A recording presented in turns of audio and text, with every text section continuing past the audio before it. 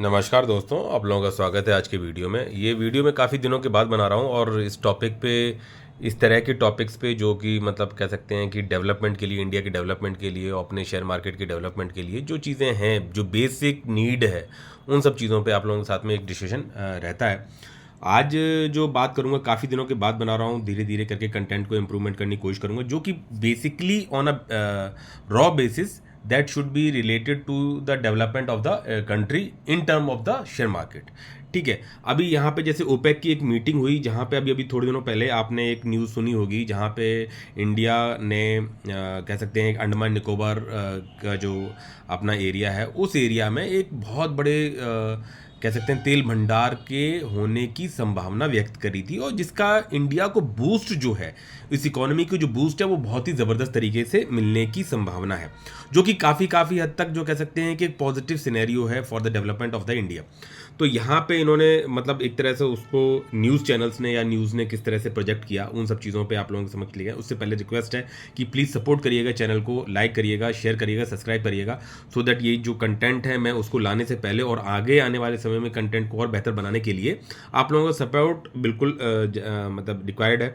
और ये जो अपना चैनल है, पुराना चैनल है, जहाँ पे मैंने अपने शेयर मार्केट से रिलेटेड वीडियोज़ को थोड़ा डिलीट कर दिया है, तो अभी वॉच आवर्स कम है। तो if you will support me और अपना चैनल है, तो then it can be in future that can be multiplied in a growth basis, जो कि फाइनेंशियल फ्रीडम के पॉइंट ऑफ व्यू से भी कहीं ना कहीं से रिलेटेड रहेगा। ठीक है, एक तो ये चैनल है, और सेकेंडली जो अपन जो कह सकते हैं जो अपना पोर्टफोलियो बेसिस पे जो चीज़ों को लेके आते थे, वो जो ये चैनल है, तो यहाँ पे तो आप लोगों का सपोर्ट हमेशा बना ही रहा है। 644 सब्सक्राइबर्स से मतलब एक तरह से थोड़ा सा ये है, तो ठीक है। और यहाँ पे मैं अपना वीडियो को, अपनी चीज़ें, कंटेंट को डालता ही रहता हूँ। ठीक है, तो ये चीज़ें।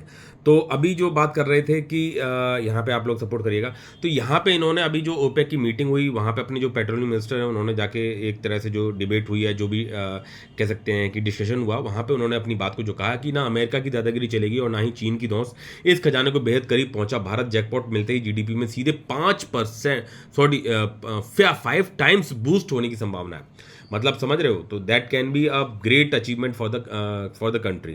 तो क्रूड ऑयल की बात कर रहे हैं, भारत के साथ जो जैकपॉट लगने वाली बात है कि जो इंडिया की जीडीपी है, वहाँ पे 5 टाइम्स बढ़ सकती है। इस खजाने के हाथ लगते ही भारत की इकोनॉमी $20 ट्रिलियन आगे निकल जाएगी। That can be a great boost of the in for the country. ठीक है, अमेरिका, चीन, रूस जैसे देश देखते रह जाएंगे। ठीक है, जो अभी ये डेवलप्ड नेशंस हैं, जिनकी एकदम से तूती बोलती है पूरे वर्ल्ड में, due to very much reasons, बहुत सारे रीजंस हैं, चाहे क्रूड ऑयल की बात हो, चाहे वर्चस्व की बात हो, चाहे टेक्नोलॉजी की बात हो, चाहे पैसे की बात हो, चाहे जो भी हो, तो सब कुछ पैसे से बोलता है। तो ये चीज़ है कि अगर इंडिया को इस तरह की जो ये अपॉर्चुनिटी है, और that is very very near to for that, लेकिन इन सब चीज़ों में, प्रोसेस में एक बहुत लंबा समय लगता है, एक प्रोसेस लगता है, that will take time definitely, and it will definitely will be achieved. तो हरदीप पुरी जो अपने जो पेट्रोलियम मिनिस्टर हैं, उन्होंने बोला कि भारत के साथ जैकपॉट लगने वाला है, ऐसा जैकपॉट जो देश की जीडीपी को सीधे 5 गुना बढ़ा सकता है। इस खजाने के हाथ लगते ही भारत की इकोनॉमी $20 ट्रिलियन के आगे निकल जाएगी। अमेरिका, चीन, रूस जैसे देश देखते रह जाएंगे। दरअसल भारत के अंडमान सागर में करीब 2 लाख करोड़ लीटर का क्रूड ऑयल का भंडार मिलने वाला है। केंद्रीय पेट्रोलियम और नेचुरल गैस मंत्री हरदीप सिंह पुरी की माने तो भारत इस खजाने को पाने में बेहद करीब है।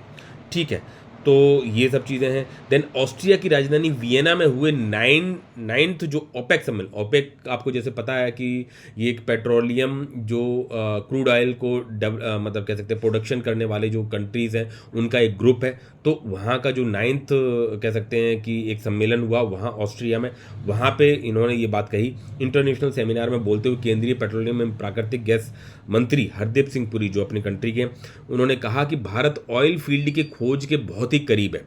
ठीक है, इन्होंने बताया कि क्योंकि देखो सबसे बड़ी बात क्या है कि इंडिया और चाइना, ये जो नेशन है, यही सबसे ज़्यादा क्रूड ऑयल को खरीदते हैं, क्योंकि डेवलपिंग नेशन है और इनको क्रूड ऑयल जो कर सकते हैं एनर्जी सेक्टर से रिलेटेड बहुत ज़्यादा क्रूड ऑयल की ज़रूरत होती है। तो सबसे बड़े आयातक ये हैं, सबसे बड़े इम्पोर्टर ये हैं।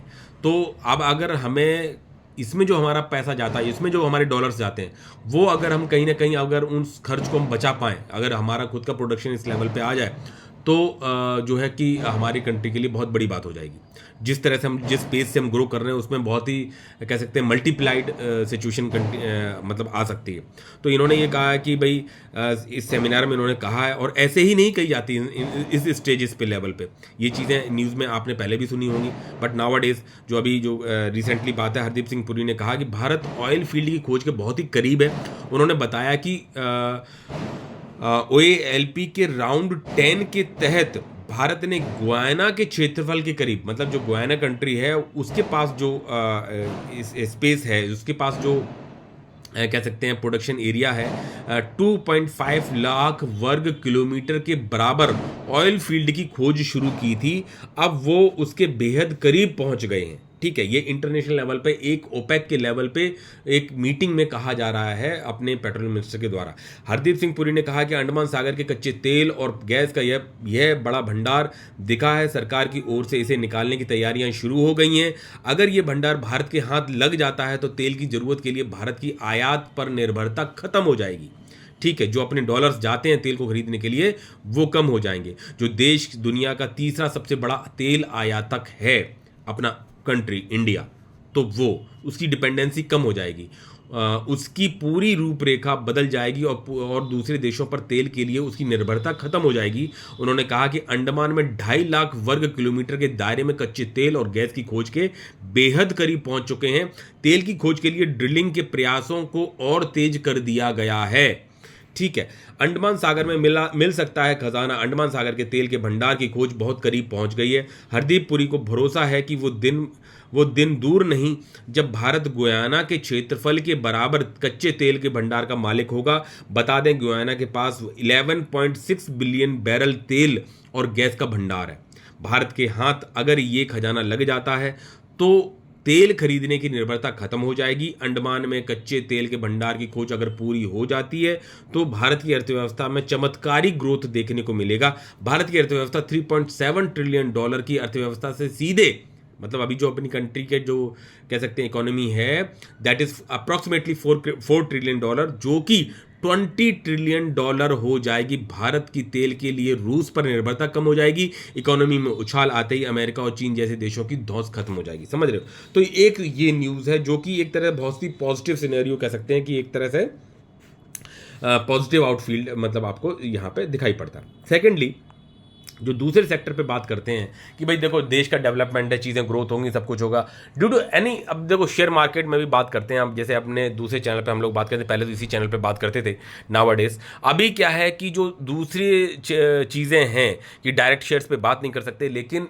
जो सिनेरियो है, जो प्लेटफॉर्म है, जिन चीज़ों पर जिन सेक्टर से रिलेटेड हमें पॉजिटिविटी के संकेत दिखाई पड़ते हैं, एक होता है शॉर्ट टर्म ट्रेड, एक होता है पोजिशनल ट्रेड, एक तो होता है कि भाई long term point of view से वेल्थ क्रिएशन की पॉइंट ऑफ व्यू की बात। तो वहां पे अगर हम बात करते हैं तो यहां पे मैं रेलवे सेक्टर से रिलेटेड थोड़ी चीजों को जरूर पॉजिटिविटी के माध्यम के तरीके से मैं देखता हूं, क्योंकि बात यह है कि देश का डेवलपमेंट, ट्रांसपोर्टेशन एक बहुत बड़ा रोल प्ले करता है। अभी देखो देश के इंफ्रा पे बात की जा रही है तो रोड्स पे देख सकते हो कि आज से अगर 20 से 25 साल पहले की बात की जाए तो इंडिया में जो रोड्स की सिचुएशन थी, जो ट्रांसपोर्ट की सिचुएशन थी, जो चीज़ें थी वो बात नहीं थी। लेकिन इसी पे एक बहुत ही कह सकते हैं कि एग्रेसिव लेवल पे चीज़ें की जा रही हैं, करा जा रहा है। मानते हैं खर्चा बड़ा है, लेकिन इसमें एक रेल ट्रांसपोर्ट, तो सबसे सस्ता ट्रांसपोर्ट क्या होता है कि भाई आपका जो कह सकते हैं कि सी रूट होता है, यानी पानी में जो आपका ट्रांसपोर्टेशन होता है वो सबसे सस्ता माना जाता है।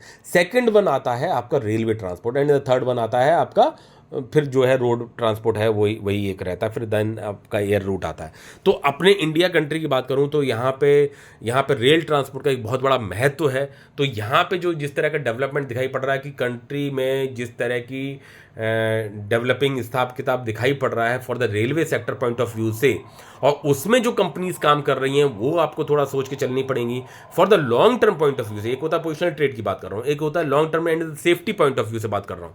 तो वहां पे आप देख सकते हो कि the Indian government is undertaking several initiative to upgrade its ageing railway infrastructure. ठीक है, बहुत पुराना समय हो गया है, बहुत ज़्यादा मतलब कह सकते हैं उस तरह से जिस तरह से देश डेवलप कर रहा है उस तरह से अपने रेलवे सेक्टर का डेवलपमेंट नहीं हुआ है जो कि देश डिमांड कर रहा है। तो उसके लिए डेफिनेटली कंट्री को, देश को, गवर्नमेंट को खर्चा करना पड़ेगा, चीज़ें करनी पड़ेंगी। अब उस सेक्टर से रिलेटेड जो कंपनीज उस पर काम कर रही हैं डेफिनेटली उनको काम मिलेगा, उनकी चीज़ें ग्रोथ होंगी, तो वहाँ पे आप अपनी अपॉर्चुनिटीज़ को देख सकते हो, समझ सकते हो बाकायदा valuation wise point of view से। ऐसा नहीं है कि रेलवे की हर कंपनी अपने उसी लेवल पे बात कर रही है, वो सब चीज़ें सेकंड जो अपना चैनल है नितिन द क्रिएटर, उस पर हम लोग ये सब चीज़ें पोर्टफोलियो वाइज हम चीज़ों को डिस्कस करते रहते हैं, लेकिन इस पर हम द बेसिक लेवल पे चीज़ें बात करेंगे, तो वहाँ पे मैं बात कर रहा था।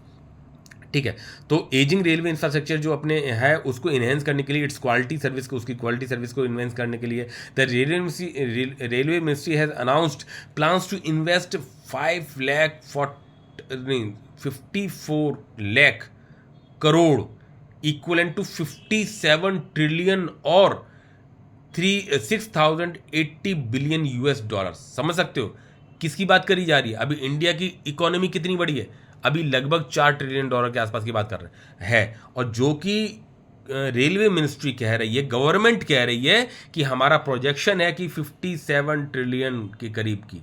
देख सकते हो इसमें। अब इस सेक्टर से रिलेटेड कंपनी की अपॉर्चुनिटीज को for the long term point of view से और वेल्थ क्रिएशन के पॉइंट ऑफ व्यू से आप यू कैन इमेजिन, मैं किसी के लिए रिकमेंडेशन नहीं कर रहा हूँ, एक जनरल बात कर रहा हूँ कि हमारा प्रोजेक्शन जो अपने दूसरे चैनल पे हम लोग बात करते थे वहाँ पे, और कुछ जो कंपनीज होती हैं उन पे अपन अलग बात करते हैं। तो यहाँ पे देख सकते हो 57 ट्रिलियन रुपीज़ खर्च करने की बात करी जा रही है। ठीक है, to upgrade the railways by 2030, बहुत दूर नहीं है, अभी क्या चल रहा है 2025, 2030, यानी आने वाले 5 सालों में हमारी गवर्नमेंट जो है इतना रुपया इन्वेस्ट करने की बात कर रही है।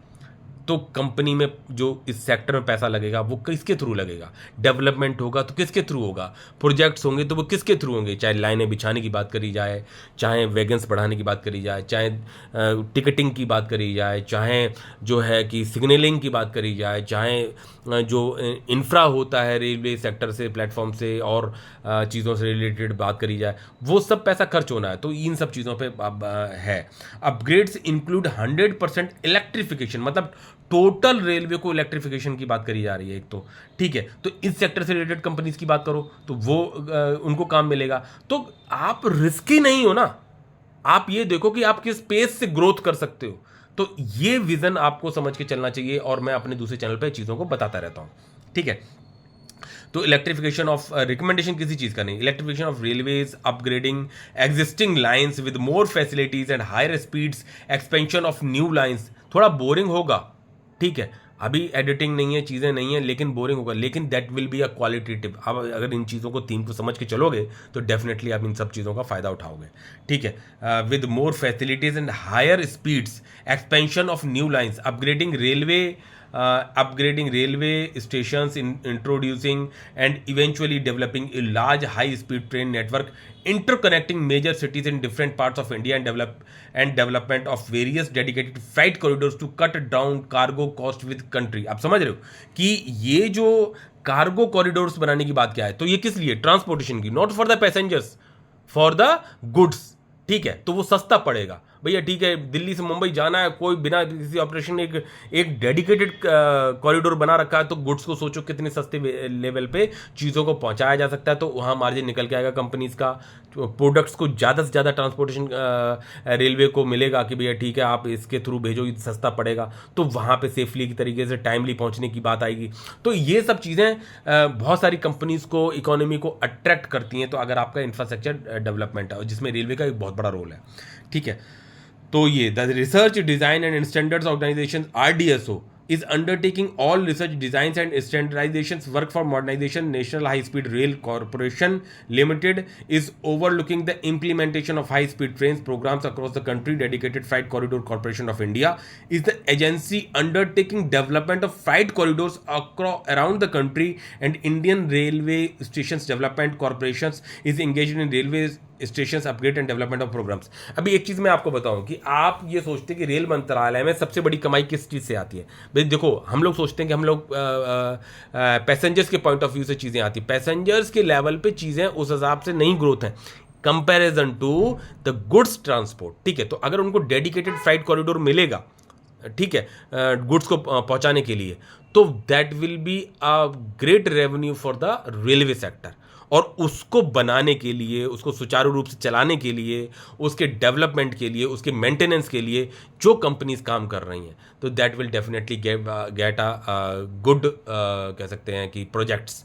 ठीक है, तो वहाँ डेवलपमेंट होगा और पैसा बनेगा। तो इसमें जब इतने करोड़ रुपए का इन्वेस्टमेंट होना है, 2000 केवल 5 साल की बात है, तो अगर ये कहा जाता है कि अगर हम कहीं पे पैसा लगाएं और दैट पैसा कैन बी, अभी कहा जाता है 5 साल में पैसा डबल करेंगे, तो आंख बंद करके लोग बिना बिना हेडेक के बोला देना है, हाँ दे दो सर, मुझे हेडेक नहीं लेना है, 5 साल में डबल करके दे देना। अब मैं 5 साल में उसको 4 गुना कर रहा हूँ, 3 गुना कर रहा हूँ, उससे मतलब नहीं है, लेकिन हेडेक नहीं चाहिए साहब। तो इस चीज को आप प्रोजेक्शन समझते हो। आज अगर कुछ रेलवे सेक्टर की कंपनीज, स्पेशली इन बिजनेसों में, आज अगर कुछ रेलवे सेक्टर की कंपनीज जो कि हो सकता है कि आपको ओवर वैल्यूड दिख रही हूँ, वैल्यूएशन वाइज थोड़ी ठीक ना दिख रही हूँ, लेकिन अपनी बाइंग स्ट्रेटेजीज आप लोग जानते हैं, उन लेवल्स पे अगर उन चीज़ों को समझते हुए धीरे धीरे करते चले जाएंगे, तो in a long term point of view से वेल्थ क्रिएशन के लिए कहीं कोई मुझे डाउट दिखाई नहीं पड़ता है। तो ठीक है, तो ये सब चीज़ें हैं। बाकी आप डेडिकेटली पढ़ सकते हो जाके, इसमें बहुत सारी चीज़ें हैं कि सेमी हाई स्पीड रेल को कैसे तरह के प्रोजेक्शन, तो इन सब की चीज़ों आर्टिकल्स को पढ़ोगे देखो, तभी आगे आपका कॉन्फिडेंस और चीज़ें बनेंगी कि भैया आप मार्केट के सेंटीमेंट्स के साथ साथ कंपनीज के हिसाब से आप किस तरह से सोच सकते हो। हाई ये गिर गया, हाई ये बढ़ गया, उससे काम नहीं चलने वाला। ठीक है, डेडिकेटेड फ्लाइट कॉरिडोर्स बना रहे हैं, तो उसमें कौन कौन सी कंपनीज काम कर रही हैं। ठीक है, वैगन्स बन रहे हैं, तो कहाँ कोई कंपनीज काम कर रही हैं, उसके फंडामेंटल्स क्या बोल रहे हैं। हाई स्पीड रेल अगर प्रोजेक्ट चल रहे हैं, तो वहाँ पे कौन सी कंपनीज काम कर रही हैं। रोलिंग स्टॉक्स हैं, तो वहाँ कौन सी कंपनीज काम कर रही हैं, उनके फंडामेंटल्स क्या बोल रहे हैं। रेलवे कोच जो रिफर्बिशमेंट हैं वो चाहिए, तो उनके लिए कौन सी कंपनीज काम कर रही हैं। Bio toilets in all trains, वो सब कौन सी कंपनीज काम कर रही हैं। हाइपर लूप ट्रेन्स की भी मैंने अभी कुछ समय पहले बात की थी, हालांकि वो वीडियो मैंने डिलीट कर दिया due to the repeated content का कुछ चक्कर था इस वजह से। ठीक है, मुंबई पुणे में एक हाइपर लूप प्रोजेक्ट करने का काम चल रहा है, जो IIT मद्रास और उन सब चीज़ों के प्रोजेक्ट्स के मतलब जो इंजीनियर्स हैं उन सब के साथ में मिलकर काम चल रहा है। तो इस तरह से अगर आप इस पूरे प्रोजेक्ट्स को पढ़ोगे डीपली, थोड़ा बोरिंग कंसेप्ट होता है, ठीक है, मैंने तो पढ़ा पूरा, लेकिन इन पे जब आप पढ़ेंगे तब आपका वो कॉन्फिडेंस और जो जब गिरावट होती है तब चीज़ें आप समझ पाएंगे, और धीरे धीरे करके एक सही वैल्यूएशन पे चीज़ों को एक्यूमुलेट करने के लिए for the long term process आप you are able to do. ठीक है, तो स्टेशन का रीडेवलपमेंट होता है, तो वहाँ कौन कौन सी कंपनीज काम करती हैं। ठीक है, तो ट्रैक्स में अब जैसे RVNL हो गई आपकी, IRCTC, वो तो चलो टिकटिंग का मामला हो गया, और भी ऐसी बहुत सारी कंपनीज हैं। ट्रैक्स के डेडिकेटेड फ्लाइट कॉरिडोर्स बनाने में कौन सी कंपनीज काम कर रही हैं, लेकिन डिपेंड करता है वैल्यूएशन पे। एक अच्छी कंपनी को वैल्यूएशन वाइज भी आपको खरीदना आना चाहिए। ठीक है, तो ये सब चीज़ें हैं। इवन मतलब इंडियन रेलवे की कंपनीज को फॉरेन से भी जो है कि कह सकते हैं एक्सपोर्ट में भी काम मिल रहा है। जिस तरह का हमारा काम है, जिस तरह की हमारी चीप लेबर है, जिस तरह की हमारी कंपनी चीप लेवल पे प्रोवाइड कर रही है अच्छी क्वालिटी को, तो वो भी है। जियो स्ट्रैटेजिक बॉर्डर रेल लाइंस जो डेवलपमेंट हैं, यहाँ पे आप देख सकते हो कौन कौन सी ये सब प्रोजेक्ट्स जो चल रहे हैं। तो ये सब क्या है भाई, इन सब में प्रॉफिट्स तो निकल के आएगा ही आएगा, लेकिन हमको चाहिए कल, तो कल तो होगा नहीं, कल वाली कंपनीज अलग है। ठीक है, लेकिन लॉन्ग टर्म के पॉइंट ऑफ व्यू से भी आपको समझ के चलना। ट्रैक गेज कन्वर्जन है, ट्रैक इलेक्ट्रिफिकेशन है, ठीक है, डबलिंग ऑफ ट्रैक्स है, ट्रैक रिन्यूअल है, पावर एंड फ्यूल जो हो रहा है कंपनी मतलब यूज़ होती है। रूफटॉप सोलर इलेक्ट्रिसिटी पे भी बात हो रही है, कि जहाँ स्टेशन हैं वहाँ पे रूफटॉप सोलर की बात चल रही है। ट्रेन टॉप सोलर इलेक्ट्रिसिटी, मतलब वहाँ पे भी सोलर पैनल्स की भाई ट्रेन के ऊपर सोलर पैनल्स लगा के उनके इलेक्ट्रिसिटी को थोड़ा सा खर्चे को कम किया। LED लाइटिंग करी जाए जिससे कि हमारे इलेक्ट्रिसिटी को कम खर्च किया जाए। सेफ्टी पे किस तरह के हमारे काम हो रहे हैं, तो इन सब चीज़ों को जब ये आप पढ़ेंगे तभी आपको चीज़ें समझ में। Automatic fog pilot assistant system हो गया, ऑटोमेटिक फायर अलार्म सिस्टम हो गया, CCTV कैमरा सिस्टम्स हो गया, तो ये सब चीज़ें इन्फॉर्मेशन तो ये है। अभी आप इसमें पढ़ने जाएंगे तो बहुत सारी चीज़ें मिल जाएंगी। वाईफाई इनेबल्ड है, टिकटिंग हैं, एस्केलेटर्स हैं, स्टेशन अपग्रेड्स हैं, list of upcoming Vande Bharat express services हैं, कौन कौन सी हैं, कहाँ कहाँ पे डेवलपमेंट हो रही हैं और कौन कौन सी आ रही हैं। ठीक है, वंदे भारत में। तो ये तरह हाई स्पीड रेल्स किस तरह से आ रही हैं, ठीक है, सोशल रिस्पॉन्सिबिलिटी इनकी क्या क्या है, रेन वाटर हार्वेस्टिंग पे भी काम चल रहा है कि भाई सो दैट कि अपने जो रेलवे स्टेशन हैं उनके लेवल पे जो रेन वाटर का है वो पूरा काम चल जाए, रिफॉरेस्टेशन का भी काम चल रहा है इनके पास जो है। तो इस तरह से जब आप इसे पूरे प्रोजेक्ट्स को पढ़ेंगे तो समझेंगे, जानेंगे। एक छोटे से वीडियो में इन सब चीज़ों को कवर नहीं किया जा सकता, लेकिन आप बेसिक थीम्स और उन सब चीज़ों को समझ में आए। तो बात है इंडिया पे पैसा लगाना, on the valuation of the companies पे पैसा लगाना। तो विद दीज वर्ड्स मुझे लगता है काफ़ी कुछ कवर किया। प्लीज़ सपोर्ट करिएगा, अपने फ्रेंड्स एंड फैमिलीज में जरूर सजेस्ट करिएगा। आने वाले समय में कंटेंट एंड क्वालिटी को थोड़ा एडिटिंग लेवल पे और करके थोड़ा सा इंप्रूव करने की कोशिश करेंगे। अभी नावा टाइम थोड़ा सा बिजी शेड्यूल है, that's why I am not able to do the right and the correct video, but the basic theme आपको समझ में आनी चाहिए। तो I hope that you will definitely support me. With these words मिलते हैं next video में। Till then, जय हिंद, जय भारत, बाय बाय।